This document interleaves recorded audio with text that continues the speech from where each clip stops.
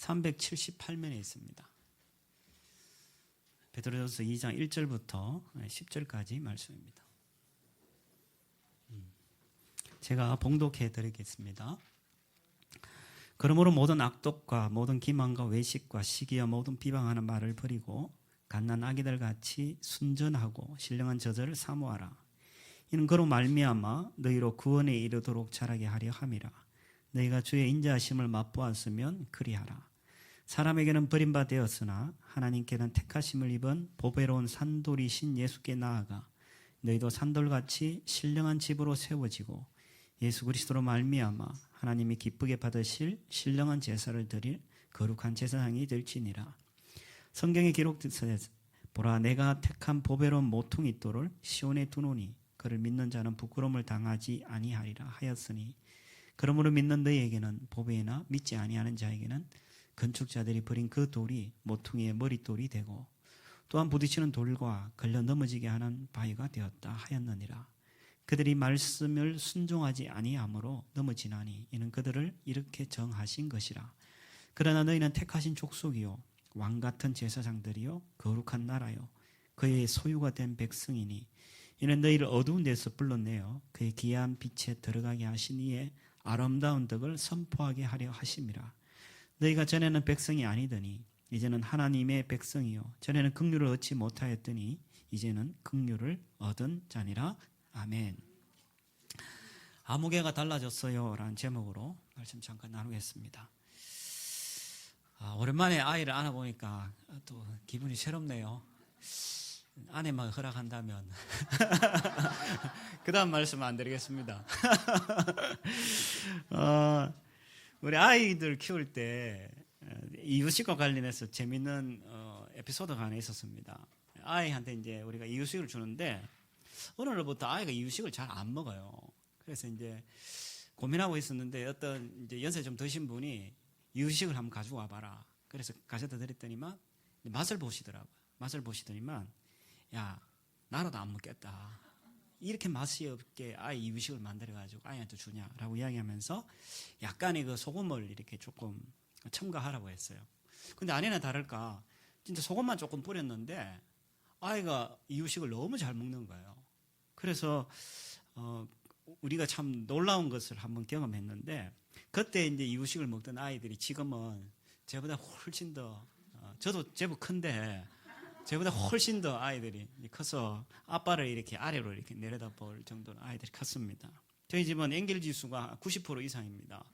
근데 그 90% 중에 고기가 거의 90%입니다. 고기가. 그래서 아이들이 잘 먹고 잘 자라서 참 하나님 앞에 감사하다라는 그런 생각을 늘 갖습니다.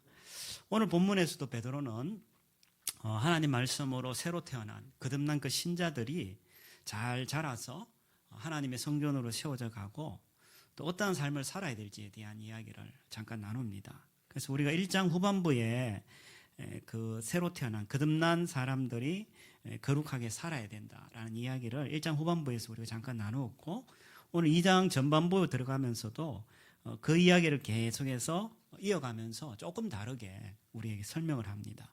그래서 하나님의 그 목적은 신자들이 신령한 집으로 지어져 가고 잘 자라가서 신령한 제사를 드릴 수 있는 그런 자가 되었으면 좋겠다라고 말씀을 통해서 이야기합니다. 그래서 본문은 크게 세 부분으로 나누어서 살펴봅니다.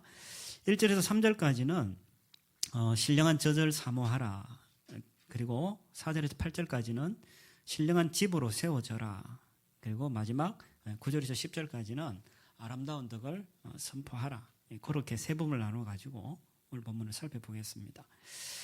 그러면 하나님은 말씀으로 거듭난 새롭게 태어난 그 신자들이 어떻게 성장하고 성숙하고 그리고 어떻게 살아가는지 말씀을 통해서 살펴보겠습니다. 첫 번째, 신령한 젖을 사모한다라고 이야기합니다. 신령한 젖을 사모한다.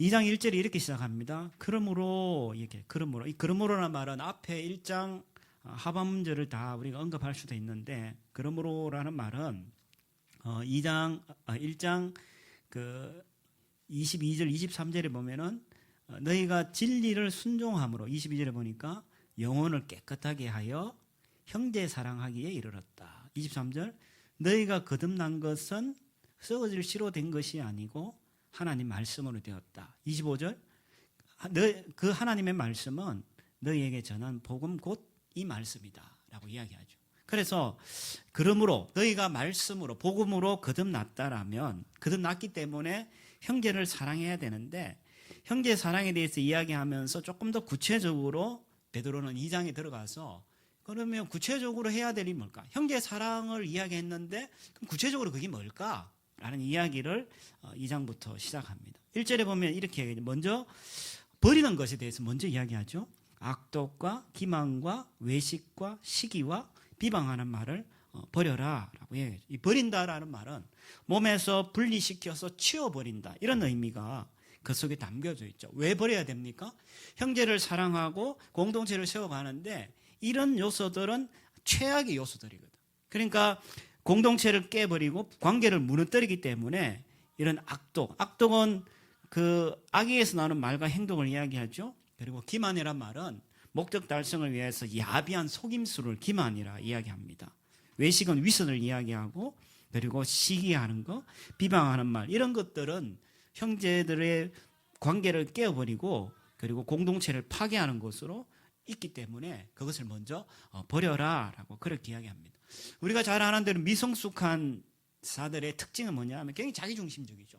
자기중심적이기 때문에 자기중심적일 때 드러나는 열매들이 주로 이렇게 드러납니다. 악독과 그리고 기만과 외식과 시기와 비방하는 말 이런 것들이 자기중심적일 때 생겨나고 이런 것들은 결국 관계를 무너뜨리고 공동체를 파괴하는 것으로 드러나기 때문에 베드로는 진짜 우리가 말씀으로 거듭났다면 형제를 정말 사랑하기를 원한다면 우리가 1차적으로 이런 것들을 먼저 버려라 라고 그렇게 이야기를 합니다. 레몬 심리라는 저자가 기분이 태도가 되지 않게라는 제목의 책에서 이렇게 이야기합니다. 사람들은 기분을 따라 행동한다. 그러니까 기분에 따라서 자신의 태도를 결정하고 기분에 따라서 행동하는데 그런 저자는 이렇게 이야기합니다. 내 기분은 내 책입니다. 기분과 태도는 별개인데 그러니까 내가 충분히 태도를 선택할 수 있다. 기분과 별개로 내가 태도를 결정할 수 있는데 대부분의 사람들은 기분에 따라서 자신의 태도, 말과 행동을 해버린다라고 이야기하죠. 그러나 기분과 별개로 내가 정말 동기가 정확하다면 태도를 내가 결정할 수 있는데 그는 이렇게 이야기합니다. 다른 사람들한테 내가 잘 보이고 싶고 소중한 사람들에게 상처 주고 싶지 않다라면 그런 만약에 동기가 있다라면 나는 내 기분에 따라서 움직이는 것이 아니라 내가 태도를 내가 결정할 수 있다라고 이야기한다는 거예요. 그렇게 본다라면 우리가 진짜 형제를 사랑하고 내가 공동체를 세워간다라면 내 기분에 따라서 말하고 행동할 수 있지만 오히려 나는 절제할 수 있고 때로는 내가 말을 막 쏟아놓을 수도 있지만 절제하고 행동을 마음대로 할 수 있지만 내가 절제할 수 있고 오히려 형제를 향하여서 내가 어떤 태도를 결정할 수 있는데 내가 시기하고 악독, 미워하고 비방하기보다는 사랑과 겸손과 진실과 온유와 감사와 격려를 우리는 할 수 있다라고 이야기하는 거죠. 많은 사람이 이야기합니다. 제 기분이 그렇지 않아요. 예, 그러나 분명히 이야기합니다. 기분에 따라서 우리가 삶이나 태도를 결정하는 것이 아니라 우리는 그 형제의 사랑과 복음에 기초해가지고 우리가 태도를 결정하고 말과 행동을 할 필요가 있는데 베드로는 그래서 그것을 먼저 버려라 라고 그렇게 이야기합니다. 그 다음에 좀 더 적극적으로 신자들이 형제 사랑과 관련해가지고 2절에 이렇게 얘기합니다. 갓난아이들 같이 순전하고 신령한 젖을 사모하라. 왜냐하면 그런 말미암아 너희가 구원에 이르도록 자라게 하려 함이다 라고 이야기합니다. 두 번째는 좀 더 적극적으로 순전하고 신령한 젖을 사모하라 라고 이야기합니다. 그럼 순전하고 신령한 젖은 뭡니까? 그것은 아까 이야기했던 것처럼 하나님의 말씀이고 25절로 보면은 그것은 곧 복음이다 라고 그렇게 이야기합니다. 많은 사람들이 이렇게 이야기합니다. 예수를 처음 믿을 때 우리는 복음이 필요합니다. 그런데 예수를 처음 믿을 때 조금 어려운 말로 칭의라고 합시다. 칭의를 받았을 때 우리가 복음이 필요한데 거룩함을 닮아가고 신앙이 성숙해 갈 때는 우리의 노력이 필요하다라고 이야기한다는 거예요. 그게 맞나요? 성경은 그렇게 이야기하고 있지 않아요. 우리가 성숙해가고 자라가고 거룩해 가는 것, 조금 어려운 말로 성화라고 이야기하는데 칭의 때도 복음이 필요하고 우리는 성화될 때도 복음이 필요하다. 베드로가 오늘 왜 이런 이야기를 했을까? 형제 사랑과 직결되는 이야기를 하면서 사랑합시다 라고 이야기할 수도 있을 텐데 그렇지 않고 베드로는 무슨 이야기하냐면 여러분이 다시 한번 복음 안에서 자라가십시오. 왜요? 그것이 진짜 형제를 사랑하는 동기를 우리에게 주기 때문이다라고 이야기한다는 거예요. 그래서 베드로 전후서를 마무리하면서 베드로후서 3장 18절에 베드로는 이런 이야기를 합니다. 우리 주님이시며 하면 봅시다. 구주이신 예수 그리스도의 은혜 안에서, 그리고 그분을 아는 지식 안에서, 말씀과 복음이죠. 그러니까 하나님의 은혜와 그 복음 안에서 우리가 자라가기를 바랍니다. 베드로 전후서를 정리하면서 마지막에 했던 이야기가, 여러분 제발 하나님 은혜 안에서, 그리고 그분을 알아가는 그 지식과 복음 안에서 여러분 제발 자라나십시오. 자라날 때 우리의 삶이 달라지고 바뀌어짐을 베드로는 알았기 때문에 그 이야기를 하고 있다는 거죠. 조금 연결시켜 가지고 우리가 이제 이 하나님 말씀, 이 복음을 안다는 것은 하나님 특별히 말씀을 섭취할 때 다양한 방식으로 우리가 섭취를 합니다. 우리가 혹시 말씀에서 온 예화를 기억하실지 모르겠지만, 첫 번째는 이제 선포된 말씀을 우리가 잘 들어야 돼요. 말씀 듣는 게 정말 중요합니다. 아니나 다를까 말씀을 제대로 이렇게, 여러분 잘 모르시겠죠. 앞에서 보면요, 죄송합니다만은 저 사람이 말씀을 듣고 있구나, 저분은 내 말씀을 튕겨내고 있구나, 다 이렇게 죄송하지만 보입니다. 제가 뭐 신령한 게 아니라 앞에 있으면 그렇게 보여요. 죄송하지만 조는 분도 있고 뭐 여러 가지 형편이 있을 수 있는데, 일단 선포된 말씀을 잘 들어야 돼요. 잘 듣고, 두 번째는 기록된 말씀, 그걸 잘 읽어야 돼요. 그래서 우리가 지금 맥체인 성경 읽기표 지금 공동체로 성경을 읽기를 하잖아요. 잘 읽어야 돼요. 제가 아는 어떤 교회는 순끼리 모여가지고 온라인 안에서 이제 성경을 같이 통독을 하더라고요. 그 이야기도 굉장히 좋았어요. 그러니까 뭐 3명이면 3명, 4명이 4명이 온라인 안에서 이 성경책을 같이 읽더라고, 시간을 정해가지고. 참 개인적으로 읽는 거 말고 공동체끼리 성경을 읽는데 굉장히 인상적이었어요. 또 세 번째는 뭐냐면 다양한 방법으로 연구를 해야 돼요. 우리가 지금 잠시 중단됐는데 제가 늘 말씀드리죠. 죽기 전까지 우리 교인들은 24권 성경 연구하고 죽어야 된다. 최소한 24권. 그래서 성경을 계속 어떠하든지 연구를 해야 되고, 또 하나는 암송을 해야 돼요. 암송하는 거는 우리가 막 이렇게 힘들어할 수도 있는데, 암송을 하면 여러 가지 유익이 있습니다. 기도할 때 좋고, 어려움을 만날 때 말씀으로 우리가 대항할 수 있고, 굉장히 많은 유익들이 있습니다. 그리고 마지막, 말씀을 되새기는 묵상하기를, 이 말씀의 손을, 예화를 우리가 기억하면서 계속 여러분의 말씀 생활이 어떤지, 결국은 성숙하지 않는다는 것은 결국 그 하나님의 말씀, 복음이 계속해서 우리 가운데 전해지지 않기 때문에 우리는 잘하지 않는 거예요. 시간이 많이 지났어. 이 사람 신앙 연륜이 제법 길어. 직분도 굉장히 좀 우리 교회에서 이야기하면 고위직이야.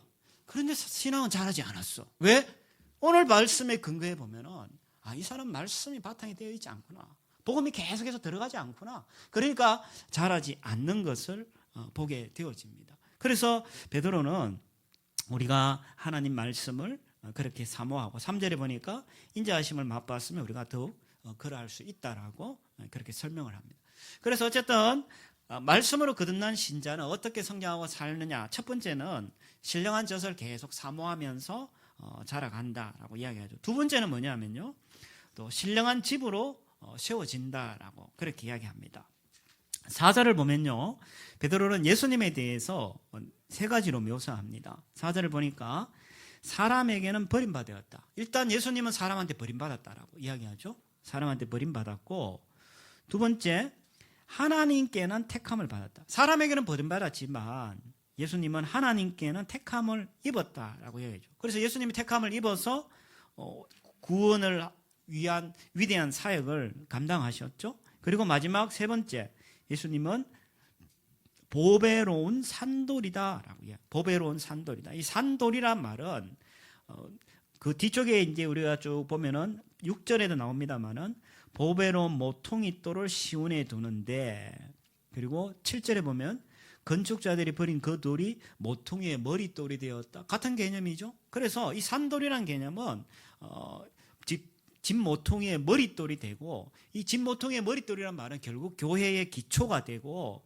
또 하나님께서 세우신 그 교회의 기본적인 바탕이 된다는 것을 이야기하는 거죠. 그래서 예수 그리스도께서는 사람들에게는 버림받았지만 하나님께 택함을 받았고 교회의 기초가 되시는 분이다라고 이야기합니다. 근데 그 예수님과 연결된 5절에 보니까 너희도 산돌같이라고 이야기합니다. 예수님과 연결된 우리도, 예수님으로 인하여서 살았던 우리도, 죽었던 우리가 예수님으로 살았기 때문에 우리 또한 산돌이 되었다라고 성경은 규정하는 거예요. 우리는 어떤 자들이었냐면 죄와 사망 가운데 다 죽었던 자들인데 우리 또한 예수 그리스도로 말미암아 산돌이 되었다라고 규정합니다. 저와 여러분은 어떤 존재냐? 산돌인데 그 산돌이 5절 산돌같이 신령한 집으로 세워져 가라라고 이야기하는 거예요. 우리가 신령한 집으로 세워지기 위해서는 사실은 두 가지의 요소가 있죠. 이 지금 건물을 이렇게 여러분 보시면 지금 현수막에 가려서 잘 보이지 않지만 제가 인테리어 업자한테 물어봐서 벽돌이 몇 장 정도 들어갔습니까? 그러니까 생벽돌만 한 9,000장 정도 들어갔다고 그래요. 제가 세어보고 싶었어. 진짜 그만큼 들어갔을까? 근데 어마어마하게 많이 들어갔죠. 많이 들어갔는데 이 벽돌을 여러분 가만히 보면요. 밑에 기초가 정말 중요해요. 만약 기초가 잘못 놓였으면 이건 와라락 무너지죠.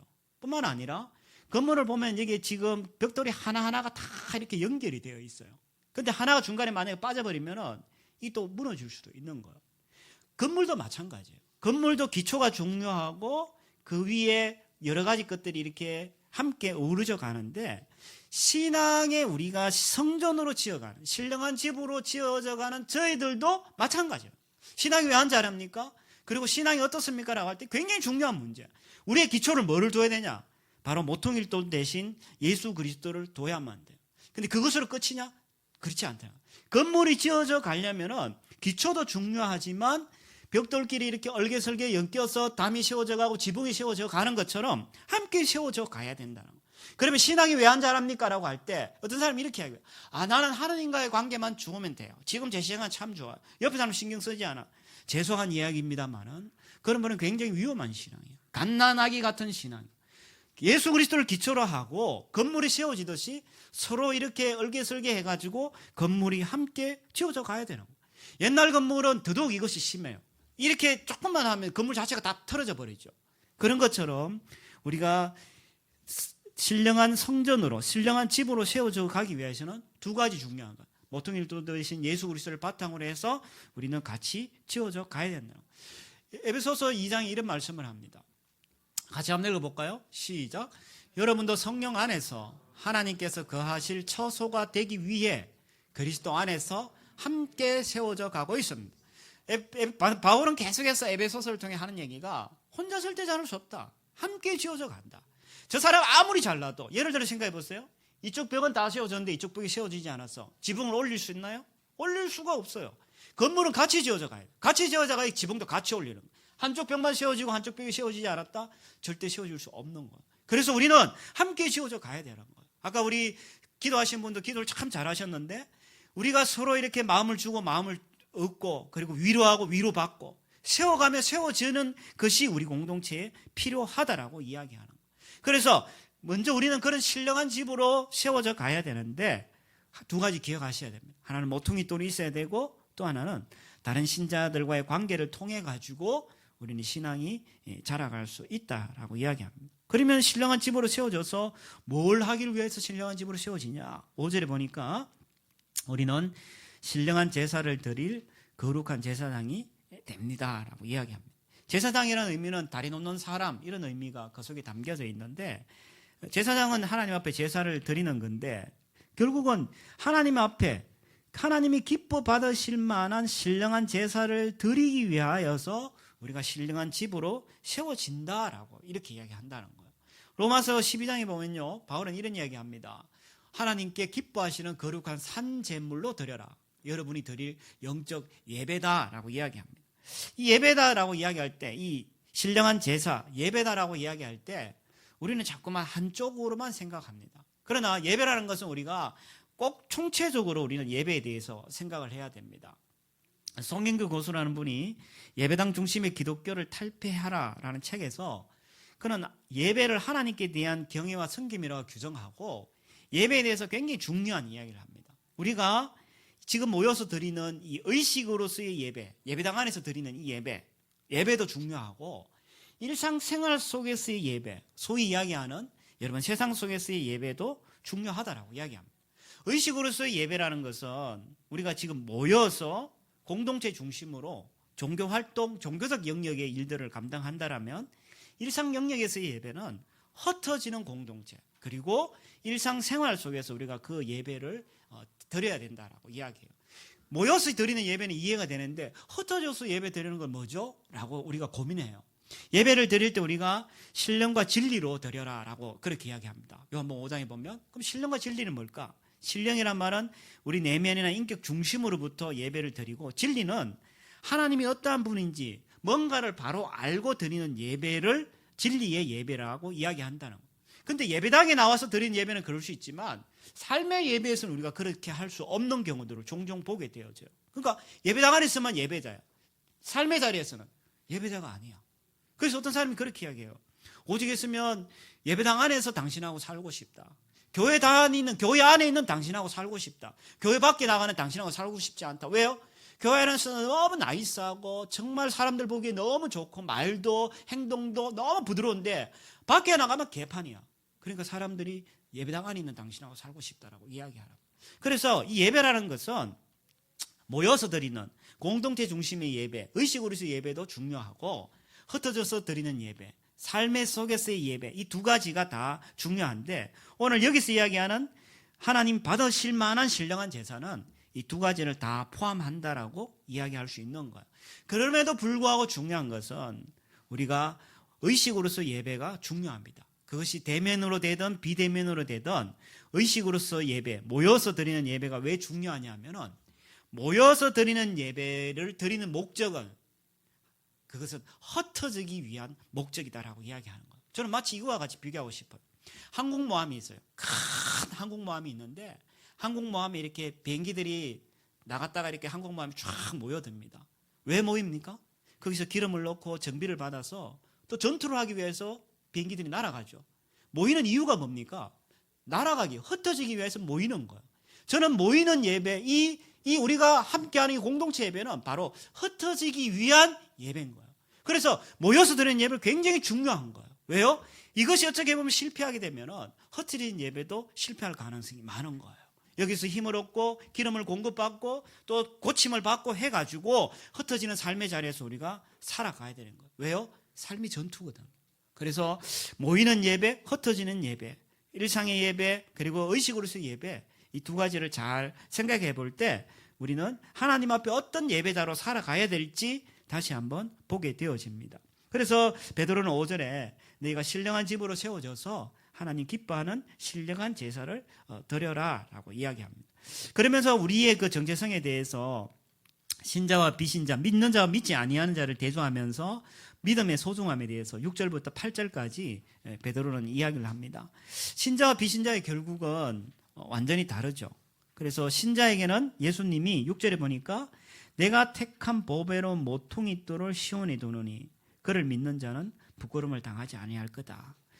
예수님을 믿는 자는 예수님이 우리에게 보배로운 모퉁이 돌이 되고, 그리고 우리는 부끄러움을 당치 않는다라고 그렇게 이야기하죠. 반면에 믿지 않는 자에게는 7절에 보니까 모퉁이의 머리털이 되었지만 8절 그들에게는 부딪히는 돌과 걸려 넘어지는 바위가 되고, 그리고 결국은 그들에게는 수치를 당하게 되고 그들은 패망을 하게 되어진다라고 이야기하죠. 이유가 뭡니까? 8절 뒷부분에 이는 그들이 하나님 말씀에 순종하지 않기 때문에 그렇게 된 것이고, 그것은 하나님이 정하신 거다. 이 정하신다는 말은 예정했다는 말이기보다는 당연한 결과다, 이런 의미로 우리가 말할 수 있던 거예요. 쉽게 하면 이렇습니다. 믿으면 영광을 받고 수치를 받지 않지만 믿지 않으면 부끄러움을 당하고 수치를 당하게 된다라는 당연한 결과다라고 그렇게 이야기합니다. 아무튼 두 번째, 신자가, 하나님 말씀으로 거듭난 신자가 어떻게 자라고 어떻게 생활하냐라고 할 때 신령한 집으로 지어져 가면서 하나님 앞에 신령한 제사를 드리게 된다라고 이야기합니다. 그다음 마지막 세 번째, 말씀으로 거듭난 신자가 어떻게 자라고 살아가느냐. 세 번째는 아름다운 덕을 선포한다라고 이야기합니다. 한번 따라해 봅시다. 아름다운 덕을 선포한다. 아름다운 덕을 선포한다. 자, 9절에 보면요, 베드로는 비신자들과 대조적으로 신자들이 어떠한 장과 다시 한 번 더 이야기를 합니다. 9절에 이렇게 얘기하죠. 그러나 너희는, 여기서 그러나 너희는란 말은 앞의 말과 반대의 개념이죠. 그러니까 8절에 보니까 걸려 넘어지고 또 예수님이 그들에게는 부딪히는 돌이 되고 수치를 당하는 그런 사들과 다른 너희는 네 가지에 대해서 우리의 정체성에 대해서 이야기를 합니다. 첫 번째는 너희는 택하신 족속이다. 두 번째는 왕같은 제사장들이다. 세 번째는 거룩한 나라다. 그리고 마지막 그의 소유된 백성이다 라고 이야기합니다. 택하신 족속이란 말은 이사야 43장 20절 말씀인데 신약 구약의 하나님께서 이스라엘 백성을 택하셨는데 하나님께서 이스라엘 백성을 택하셨는데 그것이 신약의 교회를 통해서 성취되었죠. 그리고 두 번째는 왕같은 제사장이다. 일단 제사장은 하나님과 사람 사이를 중재하는 그 역할을 하는 거죠. 그리고 우리가 왕이신 하나님의 자녀이기 때문에 왕같은 제사장이다라고 이야기합니다. 그다음 세 번째 거룩한 나라는 이스라엘 백성이 언약 백성으로서 다른 백성과 좀 구별되어 있었는데 신약 안에서 우리가 예수 그리스도 안에서 거룩한 나라로 구별된 자들이다라는 그런 의미고 마지막 하나님의 소유가 된 백성은 출애굽기 15장의 말씀을 기초로 해서 유대인이든 이방인이든 상관없이 다 하나님의 소유다라고 이야기합니다. 자, 어쨌든 우리의 정체성에 대해서 성경은 네 가지로 설명을 합니다. 앞에 이야기를 하자면 우리는 산돌입니다. 또 신령한 집으로 지어갑니다. 거룩한 제사장입니다. 그러면서 동시에 오늘 네 가지를 더해서 설명하는데 그럼 질문이 생겨요. 그럼 이렇게 하나님이 우리를 규정하고 이렇게 거룩한 존재로 만드신 이유가 뭘까? 목적이 뭐지? 하나님 왜 우리를 이렇게 만드셨을까?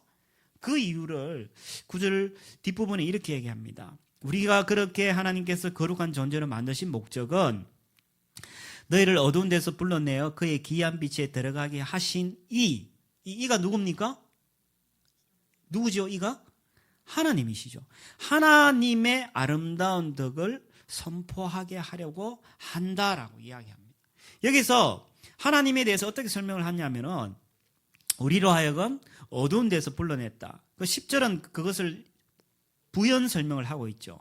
어두운 데는 어떤 데입니까? 하나님의 백성이 아니었고 그리고 긍휼을 얻기 전이었고 그리고 이방인이었던 그들을 하나님이 기이한 빛에 들어가게 하셨다. 기이한 빛은 하나님 백성이 되게 하고 긍휼을 얻게 하고 하나님의 백성이 되는 그것을 우리는 기이한 빛에 들어가게 하셨다. 쉽게 얘기하면 10절처럼 하나님의 백성이 아닌데 하나님 백성이 되게 했고 어두운 데에 있었는데 밝은 데로 불러냈고 긍휼을 받지 못했는데 긍휼을 받는 자로 부르신 그 하나님, 그 하나님의 아름다운 덕을 선포하기 위하여서 우리가 그렇게 존귀한 자로 만들어졌다라고 이야기하는 거예요. 아름다운 덕이란 말은 하나님의 어떤 성품 또 고귀함 이런 것을 이야기하는데 하나님의 그것을 드러내는 것으로 우리를 사용한다라고 이야기해요. 저는 요즘 이렇게 TV나 이렇게 광고를 보면은 극장 같은 데 가서 광고를 보면은 저 광고를 이해를 못 하겠어요. 왜냐면은 광고 막 앞에 뭐 어떤 여자분이 나와서 이렇게 막 춤추는데 마지막에 가보면 자동차 광고야. 그러니까 이 광고를 앞에만 봐서는 뒤에 걸 이해를 못 하겠어. 막 앞에 뭐 하는데 보면 핸드폰 선전이야. 그래서 이 소비자 입장에서는 이렇게 따라가는 게 쉽지 않은데 여기서 아름다운 덕을 선전한다라는 말은 우리를 하나님이 광고판으로 쓰겠다는 거예요. 아, 저 사람 보니까 하나님이 보여. 저 사람 보니까 말과 행동을 보니까 하나님의 그 성품이 막 느껴져. 저 사람 보니까 막 그 하나님의 막 사랑스러움이 막 철철철 넘쳐나. 그게 뭐예요? 하나님의 광고판이라고. 하나님이 우리를 왜 그 택하신 족속, 왕같은 제사장, 거룩한 나라, 소유된 백성으로 왜 만드셨냐? 하나님은 우리를 하나님의 그 광고판으로 우리를 사용하기를 원하신다는 거예요. 그래서 하나님이 우리를 택하셨고 그 하나님의 이 일을 위하여 하나님의 광고물로 우리를 하나님께서 택하셨다라고 이야기한다는 거예요. 이사야 43장에 보면 이런 이야기합니다. 들짐승도도 나를 공격할 것이다. 이리와 타조도 나를 찬양할 것이다. 내가 택한 내 백성에게 물을 마시게 하려고 광야에 물을 대고 사막에 내었기 때문이다. 이 백성은 나를 위하라고 내가 지은 백성이다. 그들이 나를 찬양할 것이다. 하나님은 분명한 목적이 있으신 거예요.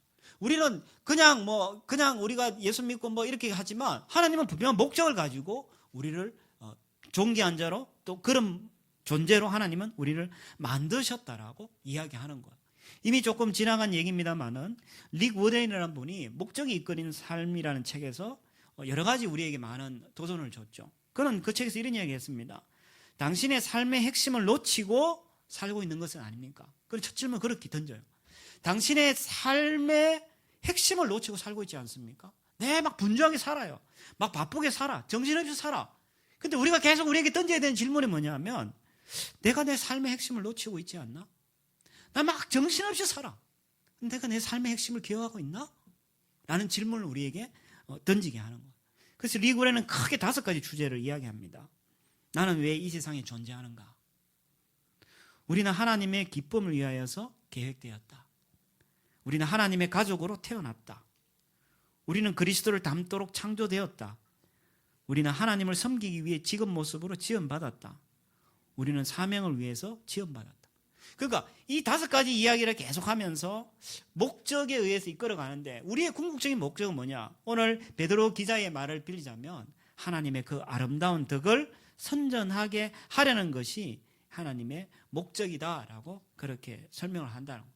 그래서 우리는 이 땅에 우연히 그냥 어쩌다가 존재하고 어쩌다가 내가 겨우오게 되고 이런 것이 아니라 하나님은 분명한 목적을 가지고 우리를 그렇게 귀한 존재로 만드시고 이 땅으로 부르셨다라고 이야기한다는 거죠.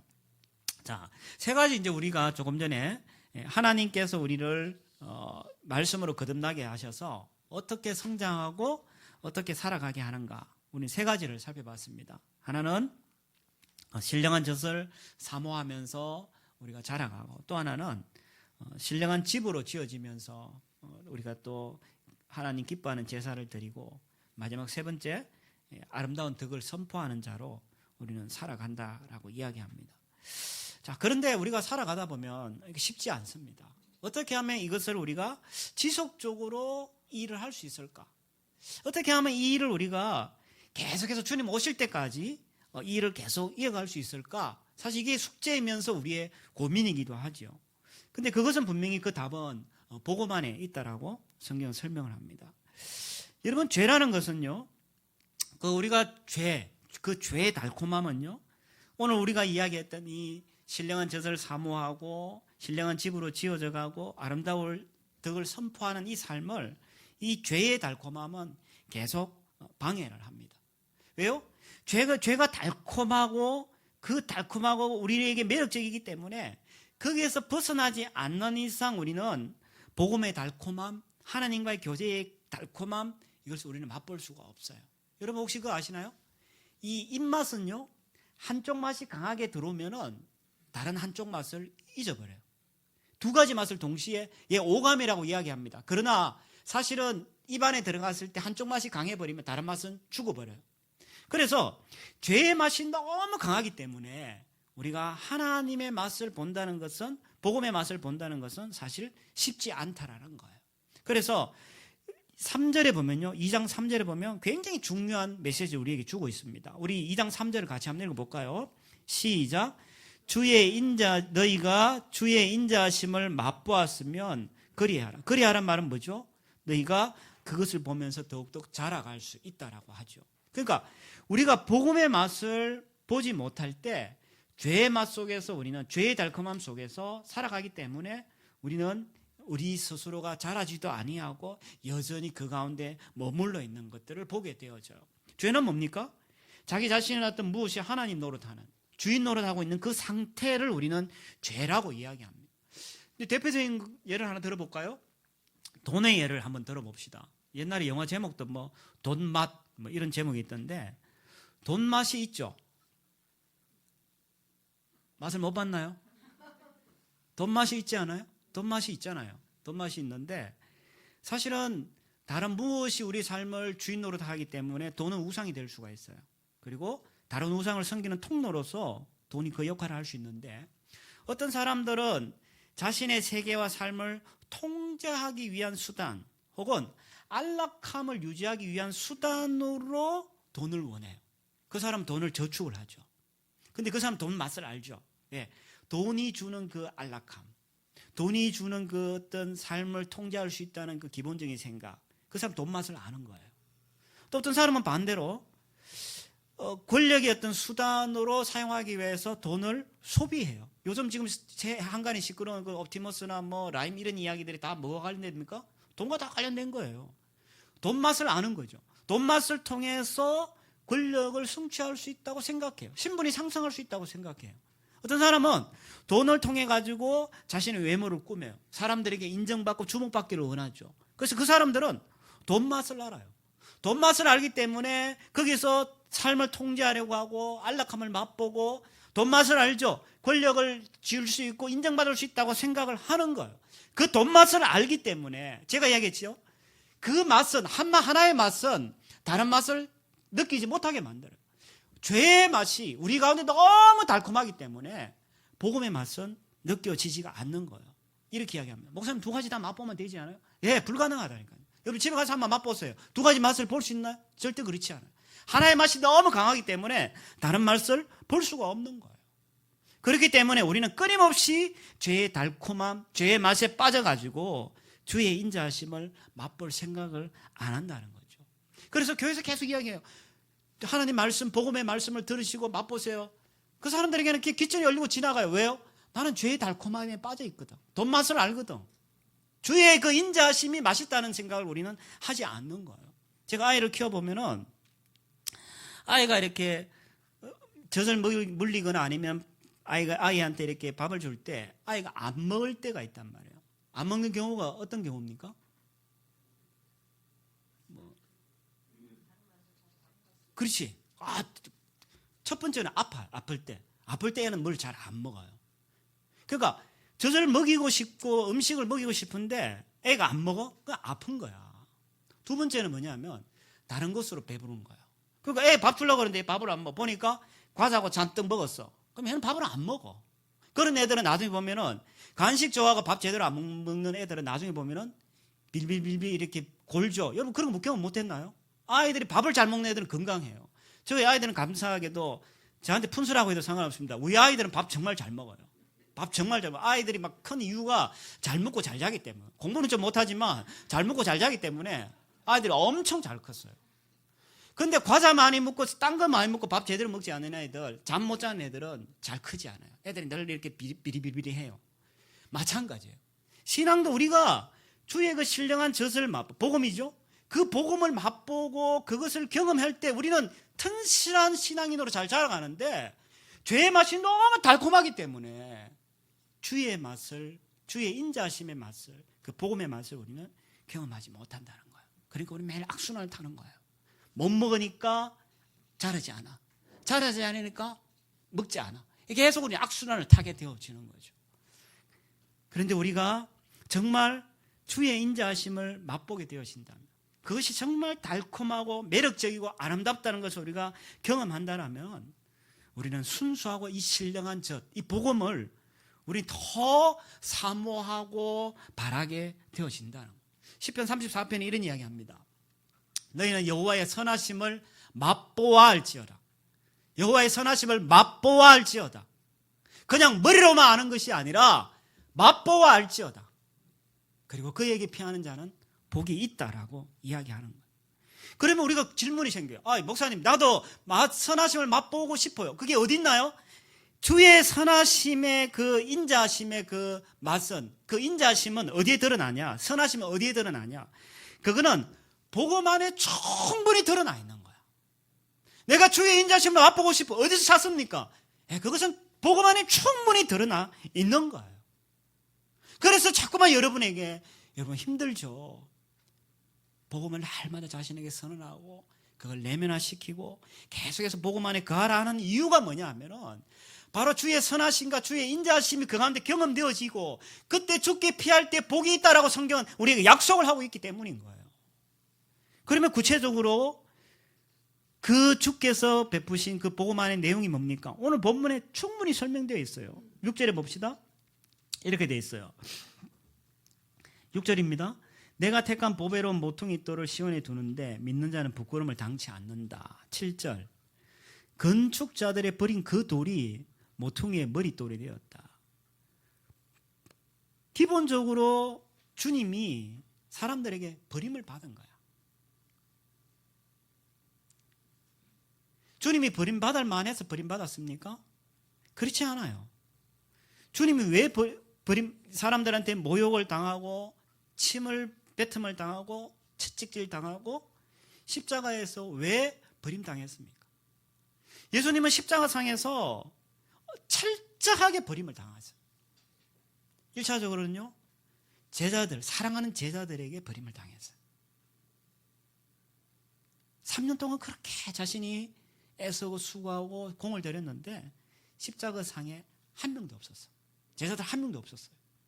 사람들에게 버림을 당했어요. 그러면 믿지 않는 사람은 말할 것도 없죠. 다 침뱉고 욕하고 조롱하고 때리고 그랬죠. 근데 진짜 예수님이 가슴 아픈 거는 하나님 앞에도 버림을 받았다는 거예요. 하나님이 십자가에서 이렇게 얘기했죠.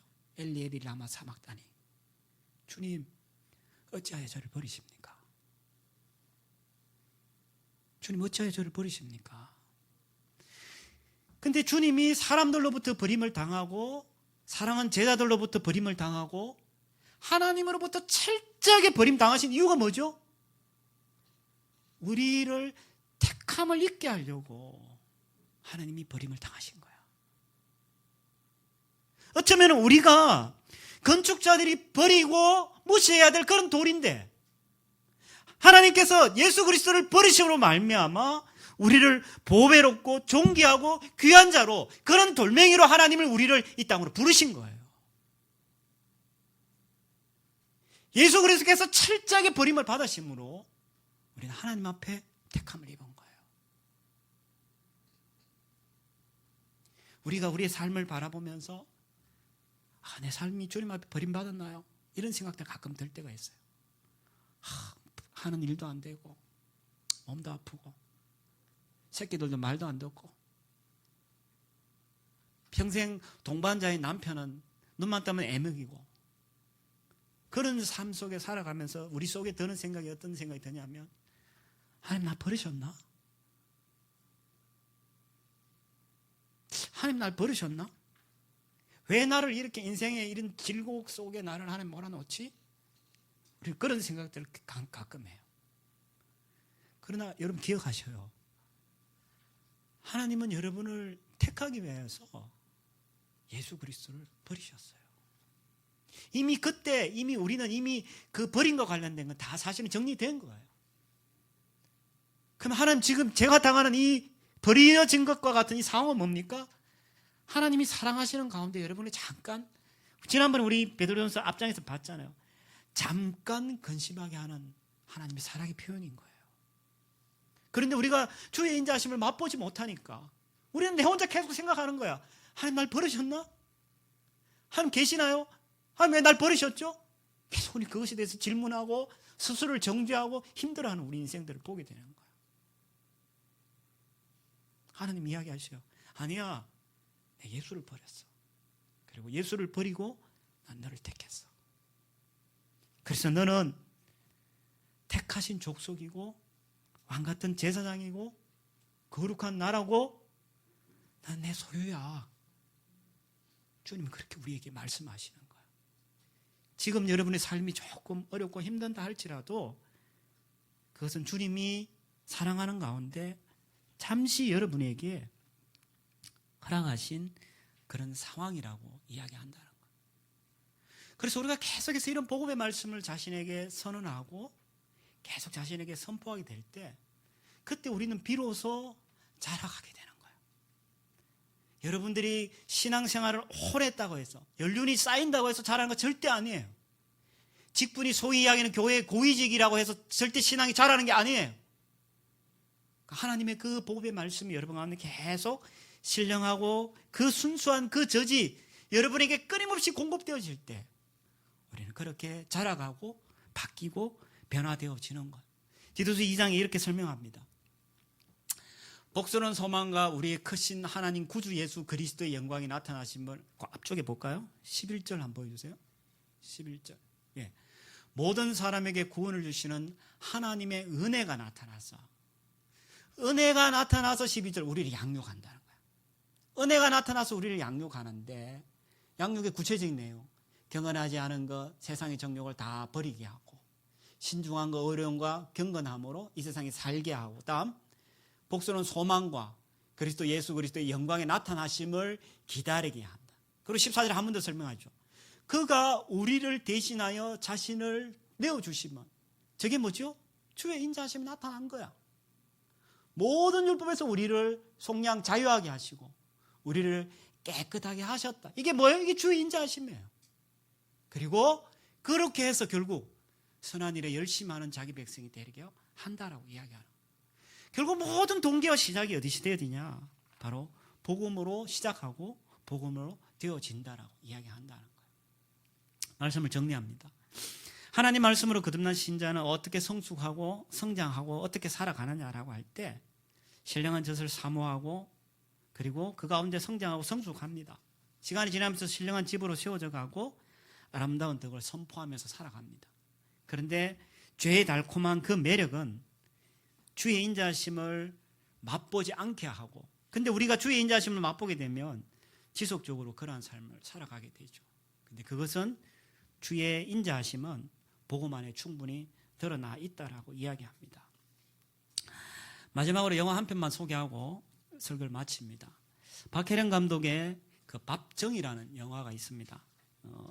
촬영은 조금 된 것 같은데 최근에 이제 개봉한 것 같은데 임지호라는 그 셰프 이야기입니다. 이 사람이 이제 자신의 어떤 개인사 그리고 이제 요리를 어떻게 하고 어떤 철학이 있고 이런 이야기를 다룬 얘기인데, 그 임지호 셰프는 보니까 서자로 태어났어요. 서자로 태어나가지고 요리를 왜 했냐면 살기 위해서 이 사람이 요리를 했어요.